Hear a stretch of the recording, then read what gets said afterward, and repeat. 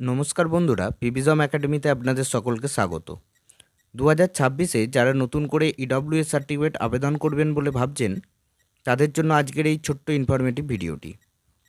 EWS certificate আবেদনের জন্য শর্তগুলি যেগুলি আছে, সেগুলির মধ্যে প্রথমত সম্মিলিতভাবে জমির পরিমাণ 15.125 বিঘার বেশি হবে না। দ্বিতীয়ত সম্মিলিতভাবে আয়ের পরিমাণ বাৎসরিক 8 লাখের বেশি হবে না। তৃতীয়ত সম্মিলিতভাবে বাড়ির পরিমাণ 1000 স্কোয়ার ফুটের বেশি হবে না।